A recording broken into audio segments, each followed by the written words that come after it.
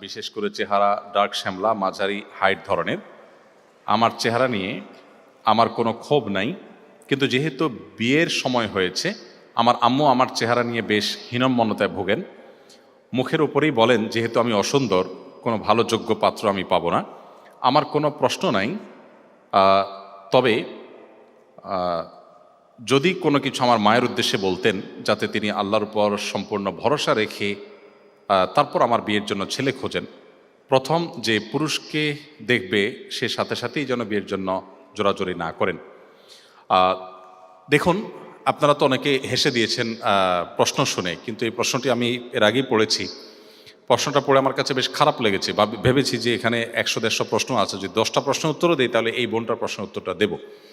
কারণ এই বোন আশা করে প্রশ্ন করেছেন যে আমি হয়তো এই প্রশ্নের উত্তরে কিছু কথা বলবো যেগুলো তার মাকে তিনি শোনাবেন। হয়তো তার যে অশান্তি, তার দুঃখ, তার কষ্ট, তার ফ্যামিলিতে যে তার প্রতি টর্চার হচ্ছে, মেন্টাল টর্চার, সেটা হয়তো কিছুটা কমবে। দেখুন, দুর্ভাগ্য আমাদের, আমরা অনেকে নিজেকে মুসলমান দাবি করি অথচ আমাদের আচার আচরণে আমরা মুসলমান নই। আমাদের প্রিয় নবী সাল্লাল্লাহু আলাইহি সাল্লামের সবচেয়ে কাছের, সবচেয়ে ভালোবাসার, সবচেয়ে আপন মানুষগুলোর মধ্যে থেকে একজন ছিলেন বেলাল রাদিয়াল্লাহু তাআলা আনহু। বেলাল রাদিয়াল্লাহু তাআলা আনহু কিন্তু একসময় কৃতদাস ছিলেন, আবার গায়ের রং ছিল কুচকুচে কালো, নিগ্রো। আবার তিনি কিন্তু আরবের মানুষ ছিলেন না, বাহির থেকে আসা মানুষ ছিলেন।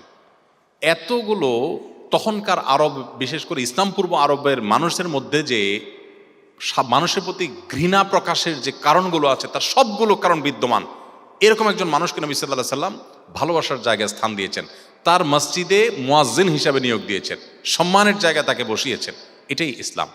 অতএব কারোর চেহারার অসৌন্দর্য বা চেহারার কাটিং ভালো না, বা গায়ের রংটা হয়তো শ্যামলা বা কালো, এ কারণে কাউকে যদি তাচ্ছিল্য করা হয়, তাকে যদি অপমানকর কথা বলা হয়, মন খারাপ হওয়ার মতো কথা বলা হয়, সেটা যদি খোদ বাবা মাও বলেন, তাহলে এই বাবা মা আল্লাহর কাছে পাপিষ্ঠ এবং অপরাধী হিসাবে বিবেচিত হবেন এবং কিয়ামতের ময়দানের বিচার হবে। মেয়ে হয়েছে দেখি যা তা বলবো, ছেলে হয়েছে দেখি যা তা বলবো, এত সহজ না। আল্লাহ তাআলা বলেছেন, মা ইয়ালফিযু মিন কাওলিন ইল্লা লাদাইহি রাকিবুন আতীদ। মানুষের দুই ঠোঁট দিয়ে যা কিছু উচ্চারণ করে সে সব কিছু সংরক্ষণ করা হয়। হয় নেকামলের পাল্লা উঠবে, আর না হলে বদামলের পাল্লা উঠবে। আল্লাহর কাছে জবাবদিহি করতেই হবে যদি আপনার মুখের কোনো কথা দিয়ে কাউকে কষ্ট দিয়ে থাকেন। এজন্য কাউকে তাচ্ছিল্য করা এটা এত জঘন্য বিষয়, কারো সম্পর্কে বাজে মন্তব্য করলেন, এত জঘন্য বিষয়।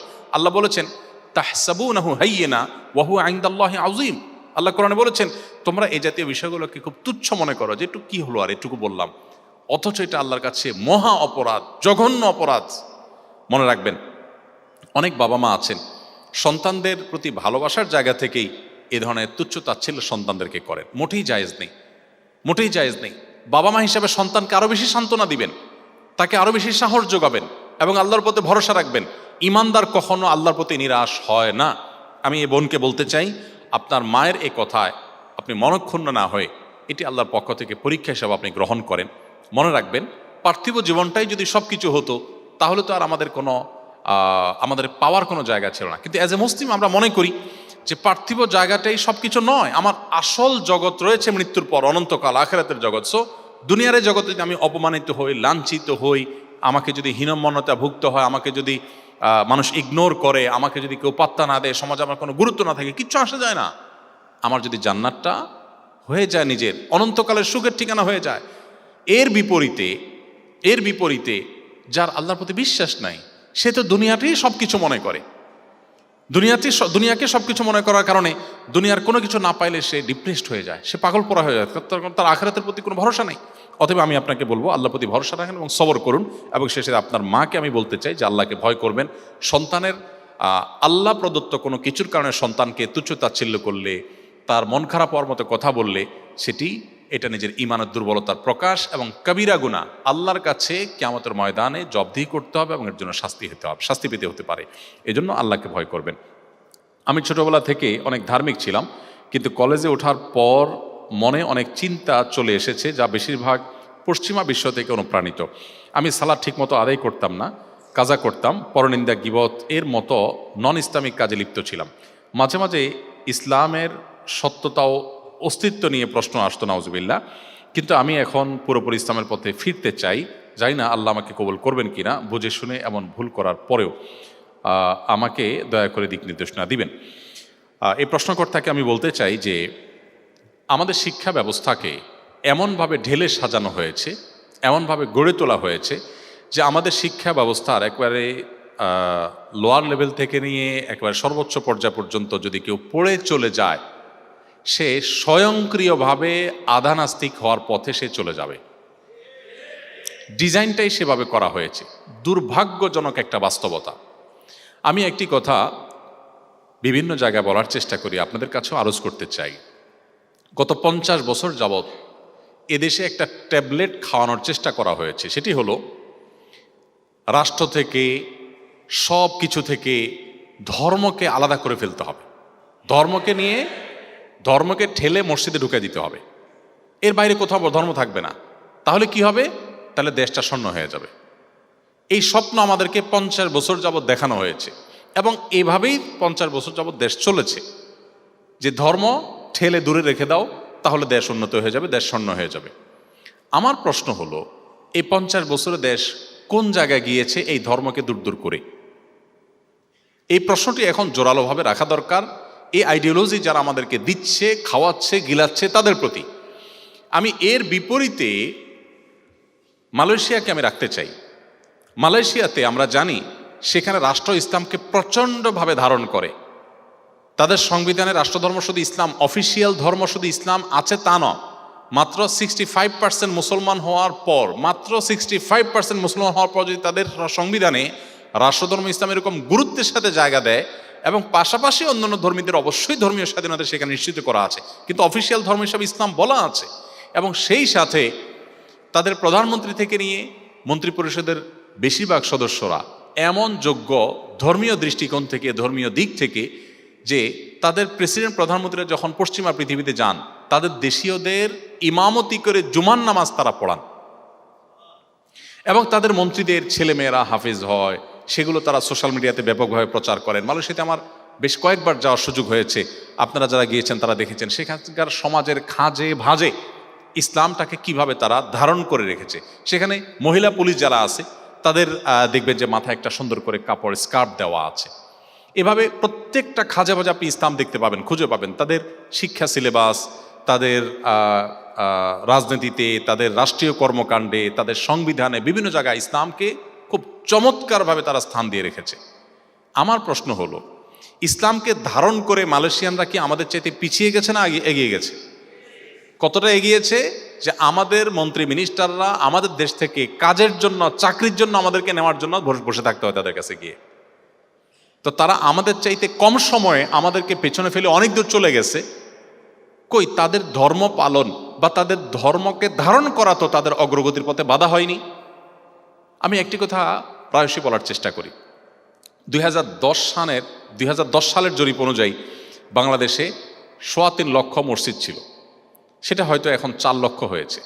4 লক্ষ মসজিদে শুক্রবারে জুমার দিন 12:30 থেকে 1:30 পর্যন্ত এই টাইমটাতে গড়ে যদি প্রত্যেকটা মসজিদে 150 কোটি মানুষ থাকে, মুসল্লি যদি উপস্থিত হয়, তাহলে 6 কোটি মানুষ প্রতি সপ্তাহে ইমাম খতিবদের অ্যাড্রেস শোনার সুযোগ পান। বাংলাদেশের সবগুলো গণমাধ্যম একযোগে যতজন ভিউয়ার থাকে, যতজন দর্শক থাকে, তাদের সংখ্যা যোগ করলে অবশ্যই 6 কোটি হবে না। এমন পিক টাইম নেই যে একসাথে সবগুলো টিভি চ্যানেলের দর্শক 6 কোটি, দূরের কথা 1 কোটিও হয়, অসম্ভব। তো যে দেশের মসজিদগুলো দেশের বৃহৎ জনগোষ্ঠীকে প্রতি সপ্তাহে অ্যাড্রেস করার সুযোগ পায়, সে ইমাম সাহেবদেরকে যদি আমরা প্রশিক্ষণ দিয়ে তাদেরকে যদি রাষ্ট্রের উন্নয়নে আমরা সংযুক্ত করতে পারতাম, সম্পৃক্ত করতে পারতাম, আমাদের পাঠ্যপুস্তকে, আমাদের শিক্ষাক্রমে যদি ধর্মীয় শিক্ষাকে আমরা গুরুত্ব দিতে পারতাম, তাহলে আজকে যিনি প্রশ্ন করেছেন তার মধ্যে এই মেন্টালিটি তৈরি হতো না। এটি বাস্তবতা যে আমাদের অনেক ধার্মিক ছেলেমেয়েরা তারা স্কুল কলেজে এসে, জেনারেল শিক্ষার এই জগতে এসে একটা পর্যায়ে তিনি নিজের অজান্তে ধর্মকর্ম থেকে তিনি সরে যাচ্ছেন।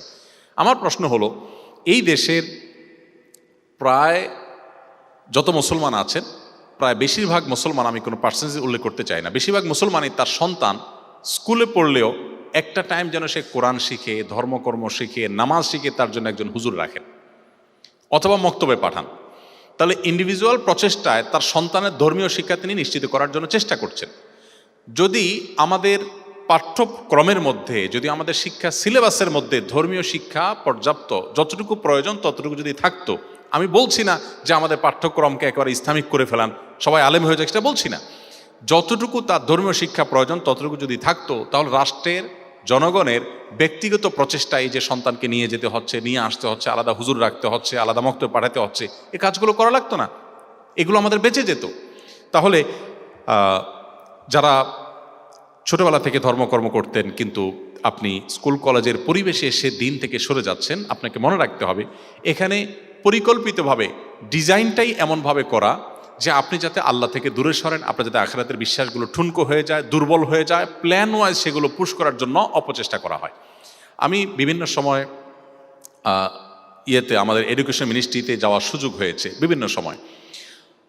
কখনো কখনো সংশ্লিষ্ট বিষয়ে যারা দায়িত্বশীল তাদের সাথে বসার জন্য, বৈঠক করার জন্য, বিভিন্ন বিষয়ে আর্গুমেন্ট নিয়ে, অনুরোধ নিয়ে, সেটা অবশ্যই জাতীয় স্বার্থে বা দিনী স্বার্থে, ব্যক্তিগত কোনো কাজ নিয়ে আলহামদুলিল্লাহ আমি কখনো যাইনি।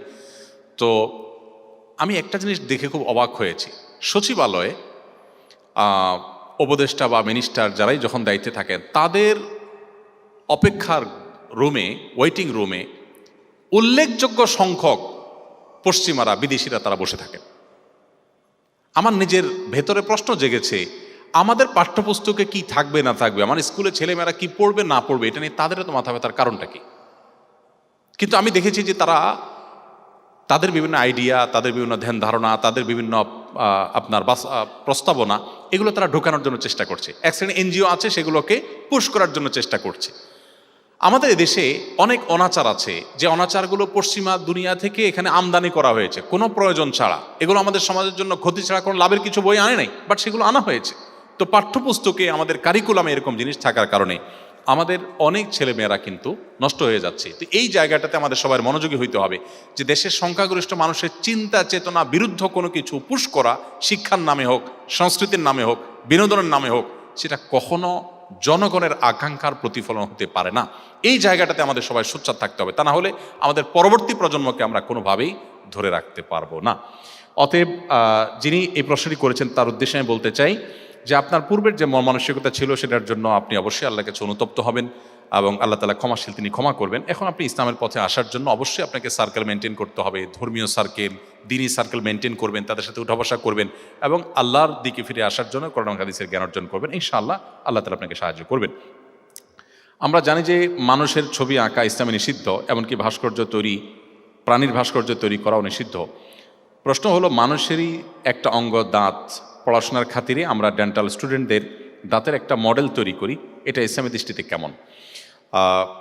ধন্যবাদ। মানুষের বা যে কোনো প্রাণীর পূর্ণাঙ্গ অবয়ব অঙ্কন করতে ইসলাম নিষেধ করে। কেন নিষেধ করে সেটা অনেক দীর্ঘ আলোচনার বিষয়, আমি সেদিকে যাব না, সময় একেবারে কম।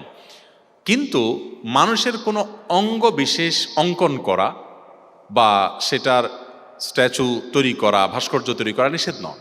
যেমন হাত, দাঁত, কান, আলাদা আলাদা কোনো অঙ্গ, একটা অঙ্গ আপনি অঙ্কন করেছেন, এটা নিষিদ্ধ নয়। পূর্ণাঙ্গ অবয়ব তৈরি করা এটা হলো নিষিদ্ধ। আর পূর্ণাঙ্গ অবয়ব তৈরি করা নিষিদ্ধ হওয়া সত্ত্বেও যদি জ্ঞান অর্জনের জন্য বিকল্প কোনো পথ খোলা না থাকে, তাহলে সেক্ষেত্রে সেটা জায়েজ।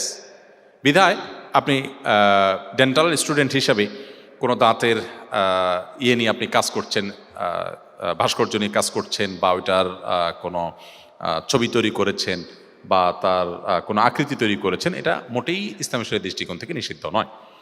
এরপরে প্রশ্ন হলো, ফজর, আসর ও এশার ফরজ নামাজের ক্ষেত্রে প্রথম 2 রাকাত জোরে পড়া হয়, কিন্তু জোহর ও আসরের নামাজের সময় সূরা নীরবে পড়া হয় কেন?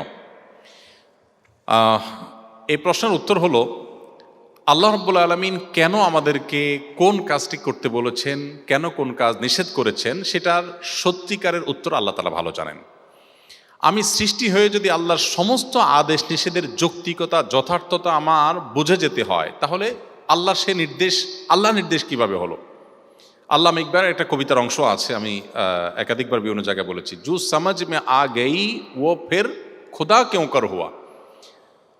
যার সমস্ত নির্দেশের যৌক্তিকতা আপনি রপ্ত করে ফেলতে পেরেছেন, ক্যাপচার করে ফেলতে পেরেছেন, তাহলে তিনি আবার আল্লাহ হলেন কিভাবে?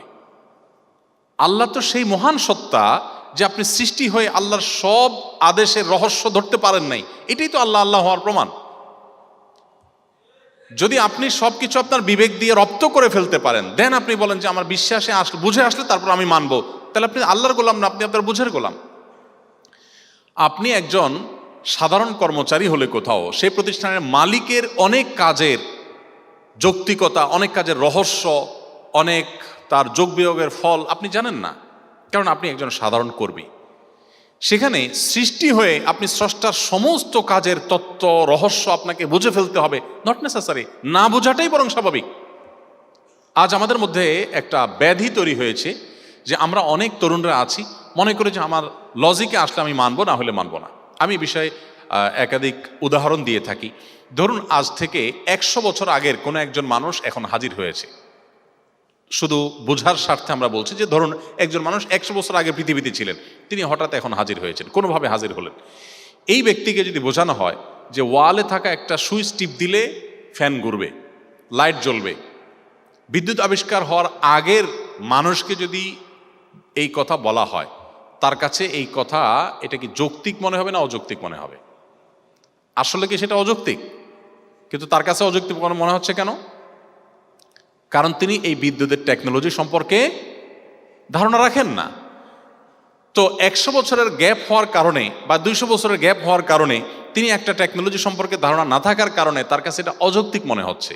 ঠিক একইভাবে আপনি সৃষ্টি হয়ে স্রষ্টার কোনো টেকনোলজি, স্রষ্টার কোনো কাজের রহস্য আপনার বুঝে আসছে না, আপনি বলছেন না তাহলে আমি এটা কেন মানব।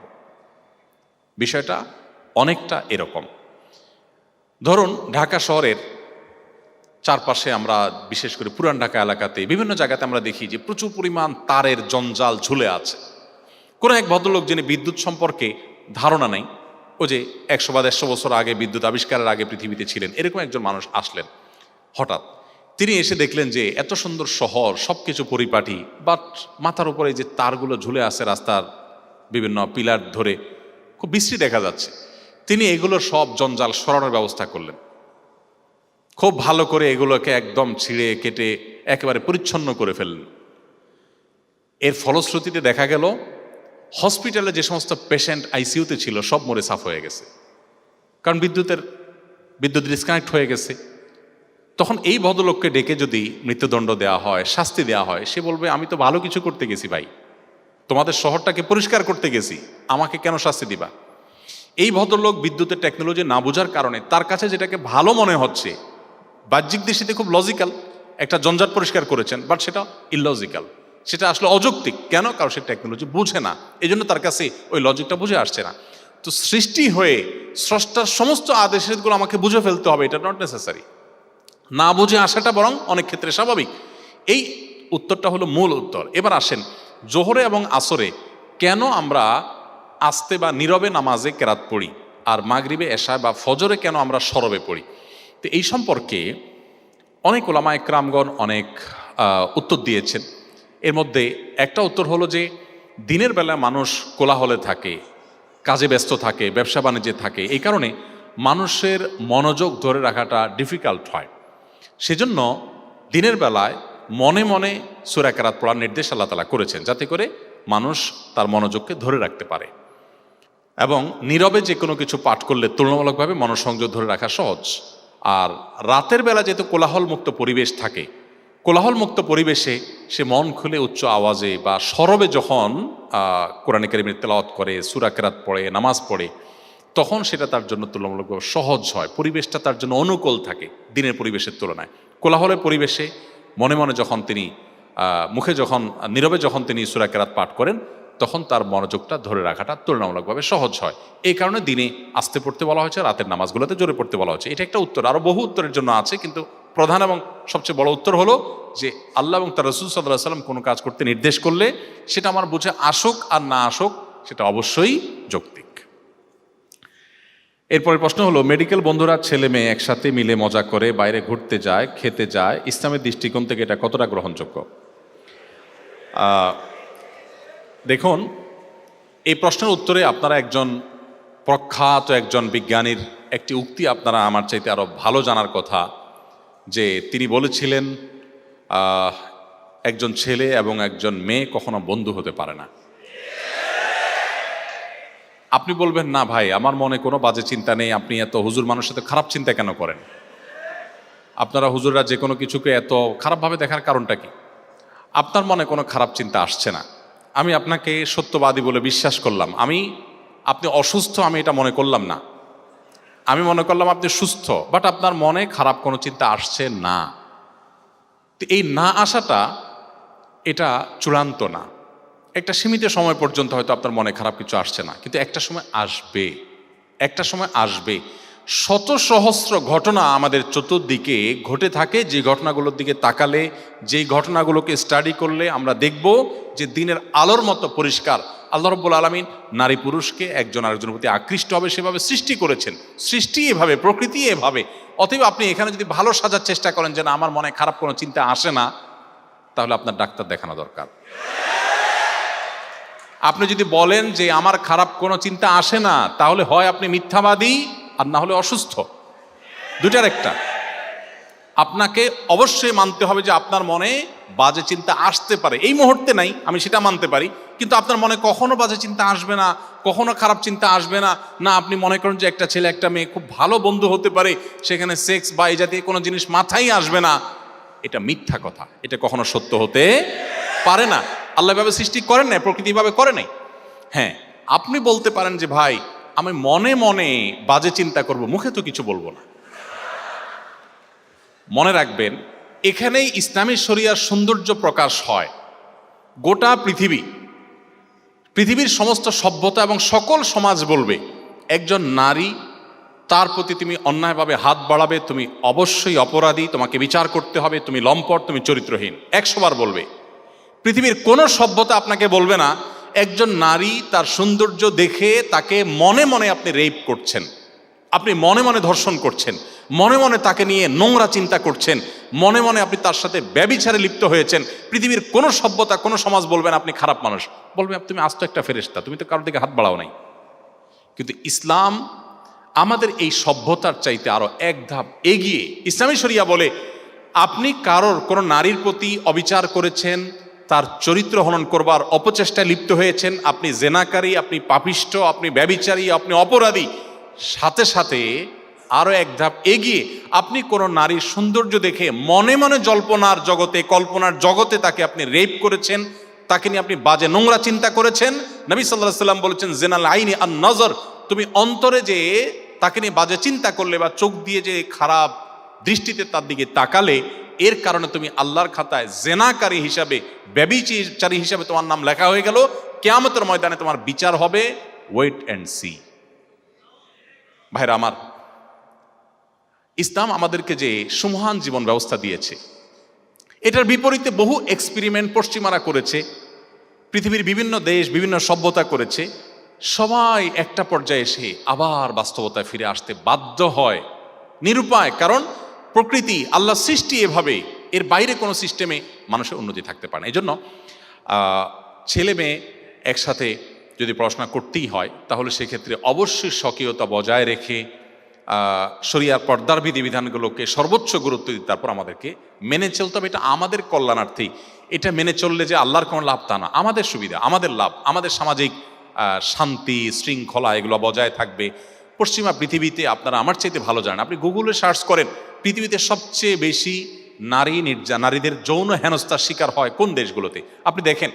আপনি মুসলিম কান্ট্রিগুলোর চাইতে অমুসলিম কান্ট্রিগুলোতে বেশি পাবেন, তথাকথিত উন্নত দেশগুলোতে আরও বেশি পাবেন। সেখানে কর্মক্ষেত্র বলেন, শিক্ষা প্রতিষ্ঠান বলেন, সব জায়গাতে নারী নানাভাবে যৌন নিগ্রহের শিকার হচ্ছেন। কেন? ওই যে শরীয়তের পর্দার বিধানকে আপনি তুলে দিয়েছেন। গোটা পৃথিবীর সমস্ত সভ্যতা বলবে বিজ্ঞাপনে, বিলবোর্ডের নামে, নাটক সিনেমার নামে, পত্রিকার সংবাদের নামে, বিভিন্ন নামে নারীকে উন্মুক্তভাবে প্রদর্শন করা হবে, বাট তোমাকে কন্ট্রোল করতে হবে। এটা কিভাবে যৌক্তিক হতে পারে? আপনি আমাকে শতভাবে আমার ধৈর্য হারা হওয়ার পথে আপনি আহ্বান করবেন, নানাভাবে আপনি উস্কে দিবেন, আবার বলবেন না খবরদার নিজেকে নিয়ন্ত্রণ করতে হবে। ইসলাম বলে তোমাকে নিয়ন্ত্রণ করতে হবে, আর তোমার নিয়ন্ত্রণ করার সুবিধার্থে ইসলাম অনেকগুলো বাদ দিতে বলেছে। মেয়েদেরকে বলেছে তোমরা শালীন পোশাকে থাকো, পর্দা করো, ছেলেদেরকে বলেছে তোমরা দৃষ্টিকে সংযত করো, প্রতিষ্ঠানকে বলেছে তোমরা যথাযথ উদ্যোগ গ্রহণ করো। এরপরেও যদি কেউ অন্যায় করে তখন শাস্তির কথা ইসলাম বলেছে। তাহলে ইসলাম অন্যায়ের আগে থেকে পথ দিতে বলেছে, বাদ দিতে বলেছে। আর অন্যান্য সভ্যতা শুধু অন্যায় করতে নিষেধ করে, কিভাবে অন্যায় থেকে মানুষ বেঁচে থাকবে তার পদ্ধতির কথা ইসলাম কিন্তু, এই অন্যান্য সভ্যতা কিন্তু বলে না। অতএব একজন মুসলমান হিসাবে এই জায়গাটাতে আমাদের ক্লিয়ার থাকতে হবে। অপারেশন থিয়েটারে থাকার সময় নামাজের সময় হয়ে গেল এবং রোগী মুমূর্ষ অবস্থায় থাকলে করণীয় কি? যদি নামাজ এর সময় পার হয়ে যাওয়ার সম্ভাবনা থাকে, যদি এমন কোনো পরিস্থিতি থাকে যে রোগী মুমূর্ষ অবস্থায় এই মুহূর্তে আপনি যদি নামাজ পড়তে যান রোগী মারা যেতে পারে, তাহলে আপনি ওই মুহূর্তে রোগীকে সময় দিবেন। এবং এরকম সিরিয়াস মোমেন্টে বিকল্প যদি কোনো ডাক্তার না থাকে, আপনারা কয়েকজন আছেন, একজন সরে গেলেও রোগীর জীবন সংকটাপন্ন হতে পারে, তাহলে সেক্ষেত্রে আপনি আপনার হাতের কাজ শেষ করবেন, তারপর আপনি নামাজ পড়বেন এবং এর কারণে আপনার কোনো গুনাহ হবে না। ইসলামী ফিকহের একটা প্রসিদ্ধ মাসআলা আছে, কোনো মানুষ যদি পানিতে পড়ে, কোনো মানুষ যদি তার জীবন সংকটাপন্ন হয়, তাকে উদ্ধার করবার জন্য আপনি যদি উদ্যোগী হন এবং ওই সময় যদি আপনার নামাজ ছুটে যাওয়ার উপক্রম হয়, মানুষের জীবন বাঁচাবার স্বার্থে আপনার জন্য সেটা জায়েজ আছে। সো আপনি এটা করতে পারবেন যদি সেরকম পরিস্থিতি আপনার তৈরি হয়। আর যদি আপনি ফাঁকে অন্তত ফরজ নামাজটা পড়ে নেওয়ার সুযোগ থাকে, তাহলে আপনাকে অবশ্যই নামাজ পড়ে নিতে হবে। মেয়ে ডাক্তার কি চিকিৎসার উদ্দেশ্যে পরপুরুষকে টাচ করতে পারবে? মেডিকেল ফিতনাময় পরিবেশে লেখাপড়া করতে হয়, নিজেকে সেফ কিভাবে রাখবো তা নিয়ে উপদেশ দিন। দেখুন, এই ফিতনা সংকুল সময়ে নিজেকে নিরাপদ রাখবার জন্য প্রথমত ইসলামিক জ্ঞানে আমাদেরকে সমৃদ্ধ করতে হবে। দ্বিতীয়ত হলো ওই যে ইসলামিক সোসাইটি, ধর্মীয় সোসাইটি মেনটেন করতে হবে। দিনী বোন আছেন, দিনী ভাই আছেন, দিনী ভাইয়েরা তাদের সাথে উঠা বসা করবে, যারা নামাজ কালাম পড়েন, হালাল হারাম পড়ে, সিরিয়াস পর্দার পরে মেনটেন করেন, এরকম পরিবেশগুলো মেনটেন করা খুব গুরুত্বপূর্ণ। সেই সাথে আল্লাহর কাছে দোয়া করতে হবে, আল্লাহর জন্য হেফাজত করেন। আর মেয়ে ডাক্তার হয়ে পুরুষ রোগীকে যদি দেখতে হয়, তাহলে চিকিৎসা সেবার জন্য যদি বিকল্প পথ না থাকে, তাহলে সেটা অবশ্যই জায়েজ আছে, কিন্তু অবশ্যই তার সীমারেখা শরিয়া যেটা নির্ধারণ করেছে সেটা মেনটেন করে। এরপরে প্রশ্ন, আসুন্নাহ ফাউন্ডেশন কর্তৃক কোরআন প্রতিযোগিতা আয়োজিত হয়েছে আলহামদুলিল্লাহ, কিন্তু ওয়েবসাইট ডাউন হওয়ার জন্য পরীক্ষা দিতে পারেনি অনেকে। তো যারা দিতে পারেনি তাদের জন্য কি হাদিয়া ছাড়াই আবার ব্যবস্থা করা যাবে কিনা? পরীক্ষাটা দিতে পারলে অনেক ভালো লাগতো, যারা দিতে পারে না এই ওয়েবসাইট ডাউনের জন্য। নেক্সট পরীক্ষায় যেন এরকম না হয় সেজন্য বিনীতভাবে অনুরোধ করছি। ধন্যবাদ। আসুন্নাহ ফাউন্ডেশন থেকে আমরা কোরআন বর্ষা ঘোষণা দিয়ে 2024 সালে 30 পারা কোরআনকে 6 পারা 6 পারা করে ভাগ করে অনুবাদ পড়ার ব্যবস্থা করেছি এবং তারই ধারাবাহিকতায় এই ভাইটা কি উঠতেছে, এটা বন্ধ করো। ওয়াজ কি তারটা শুনবে না আমারটা শুনবে? এটা কি আওয়াজ? কই, এটা তো থামার কোনো নামগন্ধ নাই। ঠিক আছে, ধন্যবাদ। তো যেটা বলছিলাম যে আসুন্নাহ ফাউন্ডেশন থেকে একটা দারুণ উদ্যোগ নেওয়া হয়েছে, আমি আপনাদেরকে অনুরোধ করতে চাই আপনারা সবাই সেই উদ্যোগে সামিল হবেন। সেটা হলো, আমরা মুসলমান হিসাবে কোরআনটা একবার আমাদের পড়ে দেখা দরকার, কারণ সেটা আমাদের হয়ে ওঠে না। পুরো কোরআন পড়ার সুবিধার্থে আমরা একটা প্রতিযোগিতার ব্যবস্থা করেছি আসুন্নাহ ফাউন্ডেশন থেকে, কোরআন বর্ষ নাম দিয়ে কোরআনে কারিম পাঠ ও প্রতিযোগিতা। প্রতি 2 মাসে 6 পারা পড়ার জন্য আমরা টাইম নির্ধারণ করেছি। আমাদের 3য় ধাপের পরীক্ষা শেষ হয়েছে সামনে নভেম্বরে, অক্টোবর নভেম্বর 2 মাস সময়। এই 2 মাসের ভিতরে 19 থেকে 24তম পারা, এই 6 পারা শুধু বাংলা অর্থ বুঝে পড়লেই হবে, কোনো ব্যাখ্যা বিশ্লেষণ ডিপ কোনো আলোচনা না, জাস্ট আপনি অনুবাদটা পড়বেন, অনুবাদ থেকে এমসিকিউ প্রশ্ন আসবে, কোনো কিছু লিখতেও হবে না। এই পরীক্ষায় যারা অংশগ্রহণ করবেন তাদের জন্য রয়েছে বিপুল পরিমাণ পুরস্কার এবং একই আপনার কোরআনটা পড়া হয়ে যাবে অর্থ সহকারে বুঝে। আপনি 6 পারা 19 থেকে 26তম পারা, 24তম পারা, এই 6 পারা পরীক্ষা হবে হলো নভেম্বরের শেষ শুক্রবার বাদ ফজর। আবার ঠিক 2 মাস গ্যাপ দিয়ে জানুয়ারির শেষ শুক্রবার হবে হলো বাকি 6 পারার। এরপরে বাকি রমজান পুরো মাস সময় দিয়ে ইনশাআল্লাহ আমরা পুরো কোরআনের পরীক্ষা নিব রমজানের শেষ জুমাবার বাদ ফজর। সেদিন যে কেউ অংশগ্রহণ করতে পারবে। অংশগ্রহণ করার জন্য পূর্বের কোনো আমাদের পরীক্ষা অংশগ্রহণ করা জরুরি না, নতুন করে যে কোনো কিস্তি থেকে যে কেউ অংশগ্রহণ করতে পারবে। এখানে 15 লক্ষ টাকা পুরস্কার ঘোষণা করা হয়েছে। এর মধ্যে 3 জনকে আমরা ওমরা করাবো, অর্থাৎ প্রথম যে 3 জন থাকবেন তাদের জন্য ফ্রি ওমরার ব্যবস্থা থাকবে এবং আরও বিভিন্ন পুরস্কার থাকবে, সব মিলে 15 লক্ষ টাকার পুরস্কার। এক উসিলায় আপনার ইসলামিক জ্ঞান অর্জন হয়ে যাবে, কোরআন পাঠ করা হয়ে যাবে, আবার এদিকে আপনি পুরস্কার পেতে পারেন। আমাদের ওয়েবসাইট ডাউনের যে ব্যাপারটা, সেটা দুঃখজনক একটা ব্যাপার ছিল। ইনশাআল্লাহ সামনের পরীক্ষা সেটি হবে না। আমাদের নিজস্ব ওয়েবসাইটে আমরা পরীক্ষা নেওয়ার ব্যবস্থা করেছি। প্রথমটাতে কিছুটা ঝামেলা তৈরি হয়েছে, সেটা যাতে না হয় তার জন্য পর্যাপ্ত ব্যবস্থা নেওয়া হয়েছে আলহামদুলিল্লাহ। সাধারণ শিক্ষার্থী ইসলাম সম্পর্কে জানার জন্য প্রাথমিক সিলেবাস কেমন হবে? একজন সাধারণ শিক্ষার্থী হিসাবে, জানার শিক্ষিত মানুষ হিসাবে আপনার ইসলাম সম্পর্কে জানার জন্য প্রথমত আপনি কোরআনে কারিমের একটা বাংলা অনুবাদ রাখবেন আপনার ঘরে, সম্ভব হলে কিছুটা সংক্ষিপ্ত তাফসীর সহকারে, কোনো ভালো একজন আলেম বা ইমাম বা একজন প্রাজ্ঞ আলেমের তত্ত্বাবধানে করতে পারলে ভালো হয়। আপনি একটু একটু করে পুরো কোরআনটা পড়ে শেষ করবেন, একবার হলেও পুরো কোরআনটা অর্থ সহকারে বুঝে পড়বেন, কোথাও কনফিউশন হলে কোনো আলেমের শরণাপন্ন হবেন। নাম্বার 2, নবী করিম সাল্লাল্লাহু আলাইহি ওয়াসাল্লাম হাদিসের ভান্ডার থেকে নির্বাচিত হাদিসের একটি গ্রন্থ আপনি আপনার কাছে রাখতে পারেন। সেটা হতে পারে রিয়াদুস সালেহিন, হতে পারে ফাইজুল কালাম নামে একটা বই, বাংলাদেশে একজন সংকলক তিনি সংকলন করেছেন, সুন্দর একটা বই। আরও অনেক বই আছে এরকম নির্বাচিত হাদিসের, সেরকম একটা মধ্যম ধরনের বই আপনার কাছে যেন থাকে, আপনি একটু একটু করে একটা করে হাদিস ডেলি পড়েন। নাম্বার 3, নবী করিম সাল্লাল্লাহু আলাইহি ওয়াসাল্লামের সিরাত গ্রন্থ, তার জীবনীটাকে শুরু থেকে শেষ পর্যন্ত একবার জানার চেষ্টা করেন। নাম্বার 4, একটা মাসাইলের বই আপনার কাছে যেটা ভালো মনে হয় তুলনামূলক অথেন্টিক কোন হাদিসের আলোকে, এরকম একটা বই আপনি আপনার কাছে রাখেন, রেখে আপনি শুরু থেকে শেষ পর্যন্ত পড়ার চেষ্টা করেন। আর সেই সাথে নবী করিম সাল্লাল্লাহু আলাইহি ওয়াসাল্লামের সুন্নাহগুলো নিয়ে অনেক বই আছে, বিশেষ করে হারানো সুন্নাহ বা চলমান সুন্নাহ। ডক্টর আব্দুল্লাহ জাহাঙ্গীরওয়ালার একটা বই আছে রাহে বেলায়েত, বইটা অসাধারণ। এই বইটা থাকতে পারে আপনার পাঠ্য তালিকা। মোটামুটি এই বইগুলো যদি আপনি পড়ে শেষ করতে পারেন, আমার বিশ্বাস যে একজন সাধারণ শিক্ষার্থী হিসাবে ইসলামের বেসিক বিষয়গুলো আপনার জানা হয়ে যাবে ইনশাআল্লাহ তাআলা। এরপরের প্রশ্ন হলো, রোগ মুক্তির একমাত্র মালিক আল্লাহ তাআলা, তার ব্যতীত অন্য কারো কাছে রোগ মুক্তির জন্য সাহায্য চাওয়ার ফলে তিনি রাগান্বিত হবেন কিনা? এমত অবস্থা অসুস্থ হলে ডাক্তার কাছে যাওয়ার বিষয়টা শরীয়তের আলোকে জানতে চাই। এখানে একটা বড় গ্যাপ আছে প্রশ্নকর্তার সম্ভবত, সেটা হলো আল্লাহ ছাড়া কারোর কাছে সাহায্য চাওয়া যায় না। এটার মিনিং হলো আল্লাহ ছাড়া কারোর কাছে অলৌকিক সাহায্য চাওয়া যায় না, লৌকিক সাহায্য চাইতে নিষেধ নয়। ধরুন আমি আপনার কাছ থেকে একটু কলম চেয়ে নিলাম যে আমাকে একটা কলম দিয়ে হেল্প করেন, তো এখানে তো আপনার কাছে আমি চাইলাম, অথচ নবী সাল্লাল্লাহু আলাইহি ওয়াসাল্লাম বলেছেন ওয়াইদা সাআলতা ফাসআলিল্লাহ, তুমি যখন চাইবে তখন আল্লাহর কাছে চাইবে। তাহলে কারোর কাছে কলম চাইলাম যে, কারোর কাছে পানি চাইলাম যে, এই চাওয়াটা হলো লৌকিক চাওয়া, এটা নিষেধ না। অলৌকিক চাওয়া যেটা, সেটা নিষেধ। আমি এখানে বসে আশা করলাম যে আমাকে মারা গেছেন এমন কোনো ব্যক্তি, তিনি আমার ব্যবসা উন্নতি দিয়ে দিবেন, আমি তার কাছে চাইলাম, এটা হলো অলৌকিক চাওয়া, এটা নিষেধ। এটা চাইতে হবে শুধু কার কাছে? আল্লাহর কাছে। লৌকিক চাওয়া চাইতে নিষেধ না, অতএব একজন ডাক্তারের শরণাপন্ন হওয়া নিষেধ নয়। নবী করিম সাল্লাল্লাহু আলাইহি ওয়াসাল্লাম নিজে বলেছেন তোমরা চিকিৎসা গ্রহণ করবে, চিকিৎসা গ্রহণ করাটা সুন্নত। অনেকে খুব গর্ব করে বলে আমার বয়স এত হয়েছে, অনেক অসুখ বিসুখ হয়েছে, আমি কোনোদিন ওষুধ খাই নাই। আমি বলি আপনি সুন্নত আদায় করেন নাই। ঔষধ না খাওয়ার ভিতরে, ডাক্তারের কাছে না যাওয়ার ভিতরে কোনো কারামতি নাই। তাহলে নবী করিম সাল্লাল্লাহু আলাইহি ওয়াসাল্লাম নিজে চিকিৎসা গ্রহণ করা থেকে বিরত থাকতেন। তিনি বলেছেন তোমরা অসুখ হলে চিকিৎসা গ্রহণ করো, চিকিৎসা গ্রহণ করাটা সুন্নাহর খেলাফ কোনো কাজ নয়। ছেলে ডক্টরের কাছে মেয়ে রোগী এবং মেয়ে ডক্টরের কাছে পুরুষ রোগী দেখা বিষয় শরীয়ত বিধান কি? এটা আমরা একটু আগে বলেছি। যথাসম্ভব এরকম তো করা দরকার যে মেয়েদের রিলেটেড বিষয়গুলো মেয়েরা পড়াশোনা করবেন এবং তারা চিকিৎসা সেবা দিবেন। দুর্ভাগ্যজনক আমার দেশে গাইনি ডিপার্টমেন্টে এখনও ছেলেরা পড়াশোনা করছে, সার্ভিস দিচ্ছে। আমাদের দেশ তো বটে, এমনকি আমি সৌদি আরবে দেখেছি, আমার অভিজ্ঞতা যে সেখানেও একই চিত্র। আমি সৌদি আরবের আরও ভালো সময়কার কথা, আরও 7-8 বছর আগের কথা বলছি, এখন তো পরিস্থিতি নিশ্চয়ই আরও খারাপের দিকে। এটা দুর্ভাগ্যজনক একটা বিষয়। আমি যেটি বলছিলাম যে পশ্চিমারা তাদের বিভিন্ন কালচার আমাদের এখানে ইমপ্লিমেন্ট করার চেষ্টা করে, পুশ করার চেষ্টা করে, যে ব্যাপারে আমাদের আসলে সতর্ক থাকা দরকার। আমাদের কালচারাল যে ব্যাপারটা আছে, জায়গাটা আমরা স্বকীয় এবং স্বকীয় থাকার চেষ্টা আমাদের করা দরকার। ছেলেরা ছেলেদের, মেয়েরা মেয়েদের ডাক্তারি করাতে, তাদের চিকিৎসা সেবা দেওয়াতে কোনো অসুবিধার দিক তো নেই।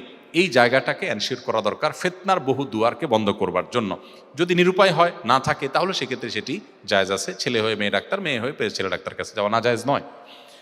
এরপর প্রশ্ন হলো, আমরা তো সারাদিন চিকিৎসা বিষয়ক বই পুস্তক পড়ি, সে সময়টুকু একজন আলেম ইসলামিক বই পুস্তক পড়েন, তাহলে কি আমরা চিকিৎসার বই পড়ে জীবনের মূল্যবান সময়টুকু সব নষ্ট করছি?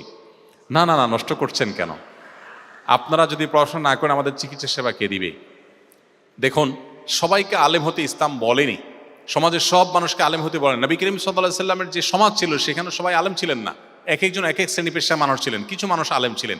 আল্লাহ বলেছেন ওয়াল তাকুম মিনকুম উম্মাতুন ইয়াদউনা ইলা আখিল আয়া, তোমাদের মধ্যে কিছু লোক যেন থাকে যারা ইসলামের দাওয়াতের কাজ করবে। সবাইকে বলা হয়নি ইসলামের দাওয়াতের কাজ করতে, সো আপনি আপনার কাজ করবেন। কিন্তু আপনি আপনার মেডিকেলের বই পড়েও, একজন ইসলামিক বই পড়েও যেরকম সওয়াব পাচ্ছে তার চেয়ে বেশি সওয়াব পেতে পারেন, যদি আপনার উদ্দেশ্য হয় কি ওই যে আল্লাহর সন্তুষ্টি, আল্লাহর বান্দাদের উপকার করা। এরপরে প্রশ্ন হলো, চোখ কাঁপা, হাত থেকে জিনিস পড়ে যাওয়া, এসব আমার কাছে অশুভ লক্ষণ মনে হয়। আমার মনে হয় এসব হলে কয়েকদিনের মধ্যে আমার সাথে খারাপ কিছু হবে, এসবে বিশ্বাস করা উচিত কিনা। দেখুন, আমি যদি প্রশ্ন না বুঝে থাকি, ভুল না বুঝে থাকি, তাহলে সেক্ষেত্রে আমার কাছে মনে হয়েছে যে আপনি এর দ্বারা প্রভাবিত। আপনার কাছে মনে হয়েছে কখনো বাম চোখ কাঁপলে আপনার বিপদ হয়, এরকম কখনো হতে পারে। প্রথমত, কাকতালীয় হয় এরকম অনেক মানুষ আছেন যে আসলে মানসিক রোগী। তার হাতটা চুলকাইছে, বাম হাত, তিনি চিন্তা করছেন তাহলে টাকা পয়সা খসবে বোধ হয়। ডান হাত চুলকাইলে তিনি মনে করছেন টাকা আসবে। দেখুন, হাত চুলকানোর কারণে যদি টাকা যাইতো বা আসতো, তাহলে ওই যে ছোত্রা পাতা না কি পাতা বলা যায় চুলকায়, তাহলে ওইটা আমি সারাদিন ডান হাতে লাগাইতাম, কারণ যত বেশি চুলকাবে তত বেশি টাকা আসবে। তো এটা যে একটা হাস্যকর কথা এবং কুসংস্কার, সেটা বোঝার জন্য আসলে পণ্ডিত হওয়ার প্রয়োজন নাই, কমন সেন্সই যথেষ্ট। এখন একটা কথা হলো, অনেকের এমন হতে পারে যে আমার বাম চোখ লাফাইলে কি হবে। আমি বলি, বাম চোখ লাফাইলে চোখের ডাক্তারের কাছে যাবেন। কিন্তু আমরা অনেকে মনে করি যে বাম চোখ লাফাইলে বোধহয় আমার কোনো বিপদ আসে। তো হতে পারে কাকতালীয়ভাবে আপনার বাম চোখ লাফাচ্ছিল আর হঠাৎ করে আপনার একটা বিপদ আসছে, হতে পারে, একবার নয় বারবার এরকম হতে পারে। কিন্তু এটা নেহায়েতি কাকতাল। হয়তো আপনার বিপদটা এমনিই আসতো, আপনার হয়তোবা এই বিপদটা আসার আগ দিয়ে আপনার শরীরে অন্য কোনো সমস্যাও হয়েছে, আপনার খেয়াল করেন নাই, কিন্তু বাম চোখ লাফাইলে বিপদ আসে, এই কুসংস্কারটা বাজারে বা মার্কেটে বা সমাজে প্রচলিত থাকার কারণে এখন আপনি রিলেট করতে পারছেন। হয়তো আপনার বিপদ আসার আগ দিয়ে আপনি হয়তো গরু গোশত দিয়ে ভাত খাইছেন, হতে পারে। আপনি সেটা খেয়ালই করেন নাই যে গরু গোশত দিয়ে খাইলাম আর তারপরে বিপদ আসলো, ওটা আপনি হয়তো খেয়ালই করেন নাই। আর যেহেতু এটা বাজারে প্রচলিত, সমাজে প্রচলিত, এই জন্য চোখ লাফানোর পরে বিপদ হয়েছে আপনি মনে করছেন যে এটার সাথে এটার মধ্যে সম্পর্ক আছে। আচ্ছা, এই জন্য এটা কাকতালীয় এবং নেহায়েতে মানে কুসংস্কার। কখনো এগুলো বিশ্বাস করা আমাদের জন্য জায়েজ, এটা ইমানের সাথে অসঙ্গতিপূর্ণ বিষয়। এরপরে প্রশ্ন হলো, রুমে নামাজ পড়ার সময় সামনে চেয়ার রাখলে চেয়ারের সামনে যদি কেউ হেঁটে যায় তাহলে কি নামাজ হবে কিনা, অথবা সামনে কি রাখা উচিত। আপনি চেয়ার রেখেছেন সেজদার জায়গায়, এরপরে চেয়ারের আউটসাইড দিয়ে যদি কেউ হেঁটে যায় আপনার নামাজে কোনো অসুবিধা নেই। আর যদি মাঝখান দিয়ে কেউ হেঁটে যায় তাহলে হাদিসের নির্দেশ হলো তাকে সাইজ করতে হবে নামাজের মধ্যেই। নবী সাল্লাল্লাহু আলাইহি সাল্লাম বলেছেন, কেউ যদি নামাজি ব্যক্তির সামনে দিয়ে হাঁটে সে যেন তার সাথে লড়াই করে। এখানে লড়াই করা মানে তাকে যেন থামায়। এই জন্য সুন্নাহ হলো, আপনি নামাজ পড়ছেন আর কেউ সামনে দিয়ে যাচ্ছে, আপনি তাকে হাত দিয়ে ইশারা দেন থামান। যদি তারপরও না থামে তাহলে নামাজে ঠিক রেখে আপনি উত্তম মধ্যম দিতে পারেন। এখানে উত্তম মধ্যম দিতে গিয়ে আপনি আবার খেলে সেটার দায় দায়িত্ব আপনার। আমি একবার মদিনাতে মসজিদে নববীতে এই দৃশ্যটা চোখের সামনে দেখার সুযোগ আমার হয়েছে জীবনে। হাদিস পড়েছি বইয়ে বহুত, কিন্তু এটার আমল অ্যাপ্লিকেশন কখনো দেখিনি। তো ওখানে আমি দেখেছি এক অ্যারাবিয়ান ভদ্রলোক নামাজ পড়ছে রিয়াদুল জান্নাতে মদিনাতে। তখন রিয়াদুল জান্নাহ ওপেন ছিল সবার জন্য। তো রিয়াদুল জান্নাতে অনেক ভিড় থাকে, কেউ কোনো দিক খেয়াল করে না। তো এক লোক তার সামনে দিয়ে যেতে নিয়েছে, উনি নামাজে দাঁড়ান অবস্থাতে এভাবে হাত দিয়ে প্রথমে বাধা দিয়েছেন। লোকটা কেয়ার করে নাই, আবারও যাওয়া নিয়েছে, লোকটা আবার বাধা দিয়েছেন, আবারও যখন যাওয়ার সে চেষ্টা করেছে, এরপরে তার ওই শার্টটাকে ধরে একটা মোচড় দিল নামাজের মধ্যেই। ওই বেচারা পড়ে গিয়ে তারপরে অন্যদিক চলে গেছে। আমি চিন্তা করলাম আমাদের দেশে হলে এখানে একটা যুদ্ধ বেঁধে যেত। এখানে হাদিসে মূলত মারামারি করতে বলা হয়েছে তা না, হাদিসে বাধা দিতে বলা হয়েছে। আপনি ইশারা ইঙ্গিতে, নামাজে আমলে কাসির হলে নামাজ নষ্ট হয়ে যাবে, অতএব সেটা মাথায় রেখে আপনি ইশারা ইঙ্গিতে তাকে বাধা দিবেন। তো চেয়ার রেখেছেন, তারপরে সে হাঁটলে অসুবিধা নেই, তার ভেতরে যদি হাঁটে সম্ভব হলে আপনি বাধা দিবেন আলতো করে, যে নামাজের যে মুড আছে সেটা যেন ভেঙে না যায়। আর যদি আপনি সেটা বাধা দিতে না পারেন তাহলে আপনার নামাজ হয়ে যাবে, কিন্তু যিনি হেঁটেছেন তিনি গুনাহগার হবেন। বাবা মা মারা গেলে সন্তানের কি আমল এর মাধ্যমে মৃত ব্যক্তির উপকার পৌঁছানো যেতে পারে। সন্তান হিসাবে বাবা মা বা আমাদের আত্মীয় স্বজন কেউ যদি মারা যায়, সেক্ষেত্রে তাদের জন্য সবচেয়ে বেশি উপকার হবে তার জন্য দোয়া করলে, ইস্তেগফার করলে, দ্বিতীয়ত হলো দান সাদাকা করলে, তৃতীয়ত হলো তাদের জন্য ওমরা করলে, হজ করলে, এবং এই জাতীয় বিষয়গুলো তাদের উপকারে আসে।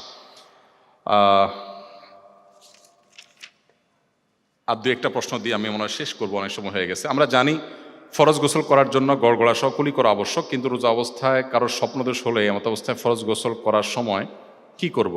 কারণ রোজা অবস্থায় তো গড়গড়া সহ কুলি করতে হয় না। ফরজ গোসল হলেও রোজাদার অবস্থায় আপনি খুব বেশি গড়গড়া করে কুলি করবেন না, হাদিসে নিষেধ আছে। নবী সাল্লাল্লাহু আলাইহি ওয়াসাল্লাম বলেছেন ইল্লান তাকুনা সায়মান, তুমি গড়গড়া করে কুলি করবে উযুতে, কিন্তু তুমি যখন রোজাদার থাকবে তখন সেভাবে করবে না। হ্যাঁ, তখন ফরজ গোসল হলেও আপনি কুলি করবেন, ভালো করে কুলি করবেন, কিন্তু এমনভাবে করবেন না যে আপনার পেটে পানি যেতে পারে। সে ব্যাপারে সতর্ক থেকে আপনি ভালো করে কুলি করবেন। এরপর প্রশ্ন হলো, আমাদের প্রতি ব্যাচে ছেলে মেয়ে উভয়ের জন্য একটা করে মেসেঞ্জার গ্রুপ আছে, সেখানে পড়াশোনা বিষয়ক আলোচনা হয়, অনেক সময় অন্য আলোচনাও হয়। ছেলে মেয়ে একই গ্রুপে থাকা কি উচিত কিনা? ছেলে মেয়ে একই গ্রুপে থাকা যৌথভাবে অনেকে থাকলে সেটা নিরাপদ, সেক্ষেত্রে সেটা নিষেধ না, শরিয়ার দৃষ্টিকোণ থেকে এটা ঠিক আছে। বাট অন্য আলাপ বলতে যেটা বুঝাইছেন, সেখানে যদি কোনো খারাপ আলাপ আলোচনা হয়, সেটা ছেলে মেয়ে কেন, শুধু ছেলেদের হলেও সেটা নিষেধ। খারাপ আলোচনা সব জায়গাতেই খারাপ, সো সেটা ভিন্ন বিষয়। বাকি পড়াশোনা ডিসকাস করেছেন বা পড়াশোনার বাইরে অন্য জেনারেল আলাপের বিষয় করেছেন, তো সেটা নিষেধ নয়। একান্তে কোনো ছেলে কোনো মেয়ের সাথে একান্তে আলাপ, সেটাও খুব প্রয়োজনীয় আলাপ করা যেতে পারে। প্রয়োজনীয় আলাপ ছাড়া হাই হ্যালো, কি খেলাম না খেলাম, অহেতুক আলাপ আলোচনা, এই জিনিসগুলো কিন্তু নানাবিধ অপকর্মের পথকে উন্মোচন করে দেয়, নিজের অজান্তে মানুষের দিকে চলে যায়। তো সেই ব্যাপারে ইসলাম আমাদেরকে সতর্ক থাকতে বলেছে। আমাদের সাথে অনেক ছেলে মেয়ে ক্লাসে লেকচারে ফ্রক্সি দেয় এবং এটাকে কোনো অপরাধ মনে করে না। এ ব্যাপারে শরিয়ার আলোকে তার শাস্তি বা অপরাধের মাত্রা কতটুকু জানতে চাই। খুবই জঘন্য এবং গর্হিত কথা, কোনো মুসলমানের সন্তান প্রতারক হতে পারে না। আমি একটা কথা প্রায় বলি, বয়সে যারা আমরা তরুণ, আমরা মনে করি এই বয়সটাই পাগলামির, এই বয়সটাই বোধহয় উন্মাদনার, এই বয়সটা বোধহয় উচ্ছৃঙ্খলতা করার। নেভার। একজন মুসলমান হিসাবে আমাদেরকে পরিষ্কার ধারণা রাখতে হবে। নবী সাল্লাল্লাহু আলাইহি ওয়াসাল্লাম বলেছেন মান গাশশা ফালাইসা মিন্না, যে ব্যক্তি প্রতারণা করে সে আমার উম্মত না, যে ব্যক্তি প্রতারণা করে সে আমার উম্মত না। আপনি ক্লাসে নেই, আপনার আরেকজন আপনার হাজিরা দিয়ে দিয়েছে, আরেকজন আপনার ফ্রক্সি দিয়ে দিয়েছে, তাহলে সেক্ষেত্রে যিনি দিয়েছেন তিনিও অপরাধী, কারণ তিনি প্রতারণা করেছেন, আর যার জন্য করেছেন তিনি অপরাধী। আমি যদি একদিন অনুপস্থিত থাকি আমার একটু ক্ষতি হবে, কিন্তু আমি একটা মিথ্যাচার, একটা প্রতারণার সাথে জড়িত থাকার কারণে তার দ্বারা ক্ষতি আরও বেশি হবে। আমাদের সমাজে দুর্নীতি, অপকর্ম, অপরাধ, এগুলো কোনোভাবে নিয়ন্ত্রণ করা যাচ্ছে না। কারণ কি? ওই যে নীতিনৈতিকতার কোনো বালাই নাই। শিক্ষা প্রতিষ্ঠানের ছাত্র জীবনে আমরা মনে করছি দুই চার বন্ধু মিলে একটা মেয়ে যখন হেঁটে যায় তাকে হালকা করে একটু টিজ করাই যায়, এটা আমরা দোষের কিছু মনে করছি না। এটা যে একটা অপরাধ, এটা যে একটা গুনাহ, সে বোধ আমাদের নাই। ফ্রক্সি দেওয়া এটা যে একটা গুনাহ, এটা আমরা জানি না। আমরা অনেক অপকর্ম করছি, যে অপকর্মগুলোকে অপকর্ম আমরা মনে করি না। আমরা দুই চারজন বন্ধু বান্ধব মিলে একসাথে যখন চলি, কলেজ থেকে ভার্সিটি থেকে যাওয়ার পথে পাবলিক বাসে বা রিক্সাওয়ালা বা কোনো চায়ের দোকানে, তখন আমরা তার সাথে দুই চারজন বন্ধু যেহেতু একসাথে আছে, মুডমাট একটু অন্যরকম হয়, তার সাথে একটু রাব ব্যবহার করা, একটু শক্ত কথা বলা, আমরা মনে করি এটা আমাদের রাইটের ব্যাপার। ছাত্র মানুষ, ইয়াং মানুষ, একটু বাড়াবাড়ি মনে করতেই পারি, কিন্তু এভাবে নিজের অজান্তে অসততার রিহার্সেল আমরা করছি এবং খারাপের দিকে আমরা চলে যাচ্ছি। তো সেই জায়গা থেকে আমি আপনাদেরকে অনুরোধ করব যে আল্লাহর রাস্তে এই ধরনের অপকর্ম থেকে আপনি বেঁচে থাকবেন।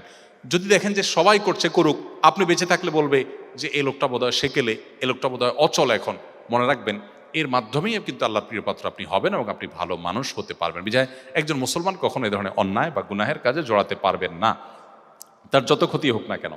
আমাদের হোস্টেলে পরিষ্কার পরিচ্ছন্নতার জন্য কাজ করে হিন্দু মহিলারা, তারা পুজোর জন্য শাড়ি কেনার টাকা চাইলে দেওয়া গুনাহ হবে কিনা?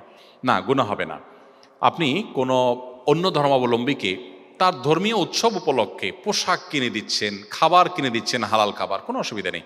নবী করিম সাল্লাল্লাহু আলাইহি সাল্লাম অন্য ধর্মাবলম্বীদেরকে সহযোগিতা করা, তাদেরকে টাকা পয়সা দেওয়া, তাদেরকে দান করা, এগুলোর ব্যাপারে কোনো নিরুৎসাহ আমাদেরকে করেন নাই। বরং অন্য ধর্মাবলম্বীদের উৎসব উপলক্ষে তাদের উৎসবে সামিল হওয়া, তাদের পুজোয় সামিল হওয়া, তাদের ধর্মীয় কাজে সামিল হওয়া আমাদের জন্য নিষেধ।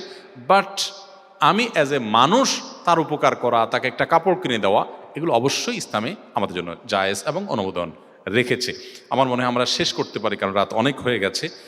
আপনারা অনেক সময় ধরে ধৈর্য ধারণ করে কথা শুনেছেন, আপনাদের অনেক প্রশ্ন এখনও রয়ে গেছে, সবগুলোর উত্তর আসলে দেওয়া সম্ভব না। 160টা প্রশ্ন মাত্র, তো 160টা প্রশ্ন পড়তেই তো অনেক সময় লাগবে। আমার মনে হয় কয়েক ঘন্টা টানা আমরা উত্তর দিলে এগুলো উত্তর দিয়ে শেষ করতে পারবো না। কিন্তু আমি একটা অভ্যাস আমার আছে, আমি কোনো প্রশ্ন ফেলি না, আপনাদের সবগুলো প্রশ্ন আমি নিয়ে যাচ্ছি। আমাদের যে প্রশ্নোত্তরের লাইভ সেশন হয়ে থাকে শুক্রবার রাতে, সেখানে অথবা কোনো টিভি চ্যানেলের কোনো প্রশ্নোত্তরে বা অন্য কোনো প্রোগ্রামে আমরা এই প্রশ্নগুলোর উত্তর দেওয়ার চেষ্টা করবো ইনশাআল্লাহ বিদিনিল্লাহ। তো আমি শেষ করছি, আপনারা ধৈর্য ধারণ করে এত সময় আমার এই আগোছালো এবং এই আমার সাদামাঠা কথা আপনারা কষ্ট করে শুনেছেন, এসেছেন, সেজন্য আপনাদেরকে মোবারকবাদ। প্রিন্সিপাল স্যারকে এবং তার সহকর্মীবৃন্দ যারা আছেন, সম্মানিত শিক্ষকবৃন্দ, তাদের প্রতি আমি কৃতজ্ঞতা জ্ঞাপন করছি আমাকে সুযোগ করে দেওয়ার জন্য। এবং আমরা এই দীর্ঘ সময় থেকে নিয়ে কোরআন এবং হাদিসের আলোকে যে কথাগুলো বলার চেষ্টা করেছি, আমি উদাত্ত আহ্বান রাখতে চাই যে সেগুলো অনুযায়ী আমল করে আপনাদের জীবনকে যদি আপনারা সাজাতে পারেন, আপনি যদি অ্যাজ এ মুসলিম একটুও উপকার এখান থেকে পান, তাহলে সেটা হবে আমার জন্য সার্থকতা, সেটা হবে এই পুরো আয়োজনের জন্য সার্থকতা। আল্লাহ রাব্বুল আলামিন এখানে আমাদের যেরকম সবাইকে সমবেত করেছেন, জান্নাতুল ফেরদাউসে ঠিক একইভাবে আল্লাহ তাআলা আমাদের সবাইকে সমবেত হওয়ার তৌফিক দান করুন। জাযাকুমুল্লাহ খাইর। আসসালামু আলাইকুম ওয়া রাহমাতুল্লাহি ওয়া বারাকাতুহু।